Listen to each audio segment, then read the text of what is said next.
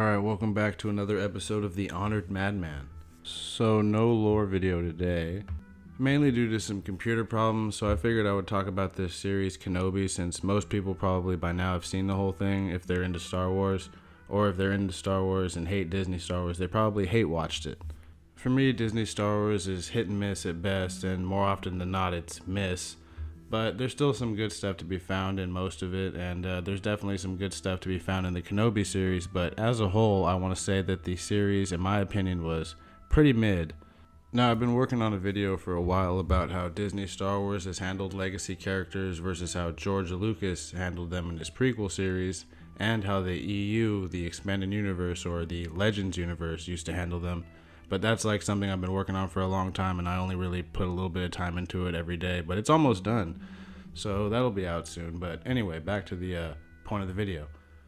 So did we really need another series, let alone set in the Star Wars universe, that focuses on a grizzled war veteran dad type character and some super plot important ass child type character whose fate may or may not impact the entire galaxy? Now, I've never watched The Bad Batch, I've never watched Rebels, and I've only watched maybe a handful of Clone Wars episodes. So I can't attest to how much it happens in those series, but so far we already had that with The Mandalorian, and I know I'm beating a dead horse because that's everybody's complaint right now, but it is valid, it's significant. I mean, they even got the guy from The Mandalorian to play in that Last of Us series that HBO's making, so I mean, it seems like he's getting typecast into that type of role almost. Now, I know most people hated the Book of Boba Fett, or at least were disappointed by it, and I was also disappointed by it. I was expecting a lot more. And most people will always bring up the famous chase scene from episode 3, I believe, in the Book of Boba Fett, and that was pretty terrible. That almost felt straight out of Family Guy, or like a Family Guy Star Wars or Robot Chicken Star Wars episode. It's very strange. I mean, it seemed intentionally meant to be funny, but still, I don't think that's enough to save it. But for what it's worth, I liked the entirety of the first 2 episodes and a lot of episode 4, except where they dropped the seismic charge in the Sarlacc while they were that close. That seemed a little ridiculous.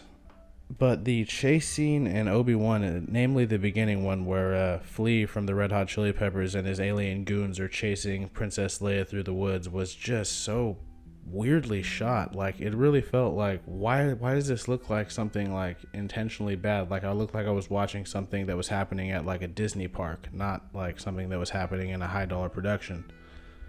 I will say though that obviously Ewan McGregor was great. He's a great actor and he really is Obi-Wan. I just wish we saw more of him, you know what I mean? I wish we saw more of him using a blaster and capping people. We saw a little bit of that, but I don't think we got enough of it. More of like Obi-Wan undercover, using less of his lightsaber, only needing, to use it when he had to. I mean, we got some of that in the series, but still, I don't know. I can't really put my finger on why this just felt like a weird-ass show and just kind of overall boring. For example, the Reva whole plotline could have been done way better. It's almost like they were asking for the fans to just outwardly hate this character. And that's kind of really strange. Like, they could have wrote her to be less, cringe-inducing in the beginning, and maybe she would have been at least a little more likable. I guess the writer's intention was, to make us hate her, and then for it to be a real, like, what moment when we found out she was actually trying to kill Vader. But my girlfriend kind of called that, and, like, as soon as she said, Reva or whatever said Anakin, she was like, oh, she was probably one of the younglings. And I was like, yeah, that's pretty obvious, isn't it? I mean, I guess I didn't think of it right away, but still, when I think about it now, it's like, oh yeah, that was pretty fucking obvious. But my whole thing was, what was she really even doing at the end? She's like, oh, okay, so I couldn't beat Vader, I couldn't beat Obi-Wan, so I guess I'll just go kill Vader's kid? For what reason? Vader doesn't even know the kid exists. That won't really hurt him. I guess it hurts Obi-Wan, who she equally holds responsible for Anakin's actions, which is pretty ridiculous. It's like, hold on now. Obi-Wan didn't teach him to kill kids. If anybody is responsible for Anakin's actions, it's who brought him to the Jedi in the first place. And unfortunately, that would be Qui-Gon Jinn, who's, dead now, but still. He took the kid away from his mom and left his mom behind in slavery. As much as I like Qui-Gon, he could have really done more to help Anakin's mom. And I suppose part of that could fall on Obi-Wan too. He never did anything to help Anakin's mom out. Anakin didn't really start falling to the dark side until his mom died and he had slaughtered that whole tribe of Tuskens. And I know Obi-Wan was like this by-the-book Jedi who didn't believe in attachments and definitely wanted Anakin to probably forget about his mom and all of his past familial relationships and all that. But Qui-Gon was as unorthodox as it gets. And he could have left behind some kind of instructions for Obi-Wan to follow. I guess that he really never had the time and he never planned on dying, so it's not really his fault. But still, it's really just how the Jedi treated Anakin as a whole. I mean, he was unique. He wasn't brought in as a baby. He should have been able to have some kind of, or maintain some kind of relationships with his family or something, because he didn't have the advantage of the other kids who were taken at birth. So it's just really overall unfair how he was treated by the Jedi as a whole. No one real thing to blame in particular besides the Jedi Order. Anyway, at the end of Reva's plotline, I thought she was going to commit seppuku or something, the way she was holding her lightsaber, and it would have been like an interesting ending, but I guess not something we would ever see in Disney Star Wars. Obi-Wan wrecking Darth Vader was really great. I mean, it makes sense too. I'm sure some people were going to be mad and say Vader should have won, but Obi-Wan beat Anakin, and Vader is sort of weaker than Anakin in my opinion. Much less mobile. He's got these clunky ass arms. He can't really, react that fast, and there's sort of like this input lag on his fucking limbs. And yeah, he has a lot more self-control and is more restrained than he was when he was Anakin. He's much weaker in my opinion, overall. Sure, Anakin was more reckless and had more to lose, but he was just so much more mobile, and just that recklessness turned into raw power. I don't want to go into it now. But basically, I'm saying that I think Anakin would wreck Darth Vader in a fight, and since Obi-Wan beat Anakin, it makes sense that he would beat Vader.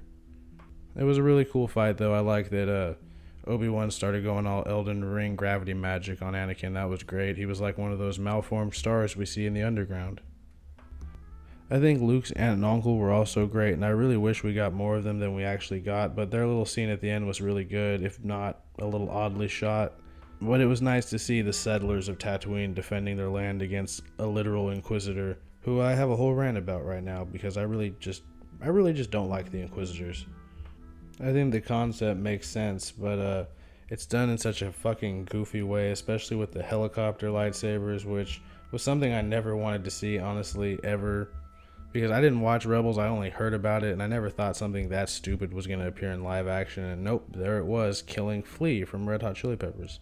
A character I really wish there was more to. I mean, as it stands, he was really just some dumbass bounty hunter who was probably had like 2 brain cells, and I was like, why is he depicted this stupid? I thought there was going to end up being more to him, or he was going to be like this Trevor-like character from GTA, but no, he's just tossed aside and written really stupidly.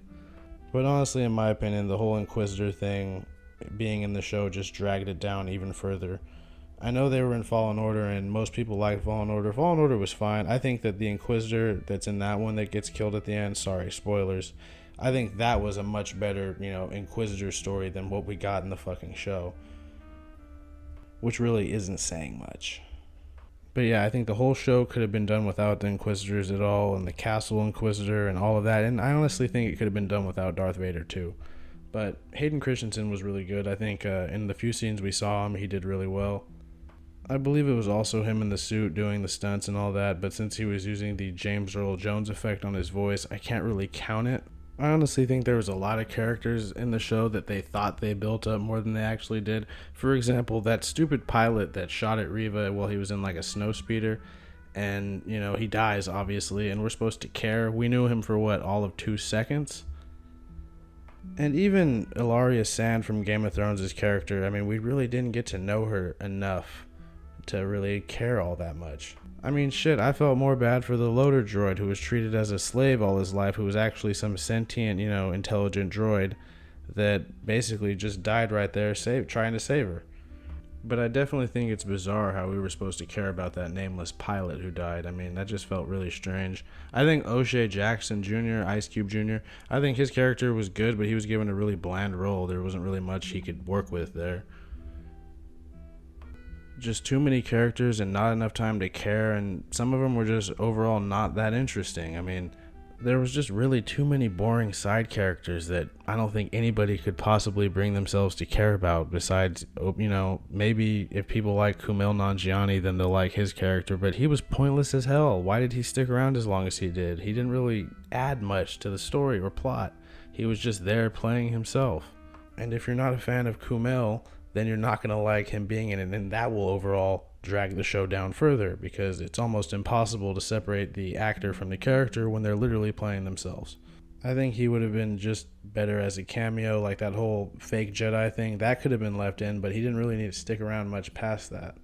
There's a lot of cameos in most of these shows overall. Like, randomly, that guy from Good Time with Robert Pattinson, his brother who was getting locked up in that movie, he's the random Jedi who Obi-Wan, declines to help. Again, that could have all been left out if they just cut the Inquisitor subplot completely.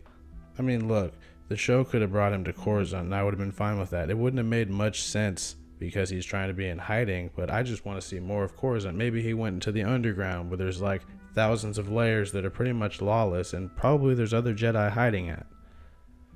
I don't know. I don't want to talk about how I would have done it because I find that kind of cringe, but I also understand the frustration that leads to it. So, two sides of every coin. But there wasn't really one whole episode that I really liked. There was just bits and parts out of every episode that I liked. Like anytime Obi-Wan was using a blaster and fighting people, I thought that was pretty good. I mean, some of the scenes and choreography were a little off, but Ewan McGregor's great, and he really, fits into that style of a role. Also, I like that whole sequence in that city where he finds the veteran homeless clone trooper. I like that whole part where visually that looked really cool. It looked like Star Wars, Blade Runner type Coruscant cityscape. Almost like a space Tokyo. I don't know, I've only seen Tokyo in the Yakuza games, so I can't really attest. I've never been there. Obviously, as I said, I liked Ewan's performance. He really is Obi-Wan. He's a great actor. I mean, I watch almost any movie the guy's in. There's this one movie that really got me into watching his films, was called Son of a Gun, where he plays this dude who breaks out of prison. He was also great in the third season of Fargo. Ewan McGregor isn't what's wrong with this show. His acting, also not what's wrong with this show. I don't really have much to say about the Leia character. I think that the kid actress did a pretty good job with what she was given. And I definitely found her likable. And when it comes to kid characters, I usually fucking hate them unless it's like Stranger Things where some of them are actually likable. I think some scenes were shot really weird also, while there's some shots that looked really good. Like most of the shots involving Luke's farm or his family farm and all that with the sunset, that all looked really good. And the set of the farm when they're like defending it from the intruders or when they're hiding Luke, that looked spot on to me, like how it looked in A New Hope. I've watched A New Hope a fuckload of times. It's probably my favorite Star Wars movie. I know that's kind of a real safe opinion, but I think overall it's probably my favorite Star Wars movie besides I really like Return of the Jedi too, but there's also a lot of issues with it. I think that the first Star Wars is the strongest, but I understand when people say that Return of the or Empire Strikes Back is, because that's also a great movie. But most of the other stuff I liked about the show was just stuff that banked on my nostalgia, like seeing Qui-Gon again. He was like one of my favorite characters when I was a little kid. I was 4, I think, or 4 or 5 when Phantom Menace came out, and I thought he was really cool. He looked like this wise dude with like long ass hair. It was like probably the reason why I ended up having long hair in my fucking teens and all this, because I thought it was cool, even though at that time Star Wars definitely wasn't cool. It's kind of like now. I mean, Star Wars is almost becoming uncool again. That's kind of interesting. But yeah, it was cool seeing Qui-Gon. It was cool seeing Palpatine. That was all well and good, but it was pretty much just because of nostalgia that I liked it. I mean, look, I wanted to see Qui-Gon in the series regardless, and any kind of Obi-Wan series I pictured had some kind of a Qui-Gon Force Ghost in it, so I was really happy about that, but that didn't really save the series for me. And I think if I were to rate the show, I mean, look, I'm no teacher, but I would definitely give it somewhere between like a D and a D-. It wasn't that good as an overall show, but I liked Ewan's performance, and I liked a lot of moments in the show, but no real overall episodes besides the last 2 were particularly good.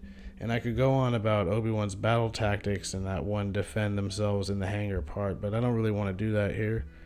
Plus, I might make myself look like an idiot, and that's never particularly fun.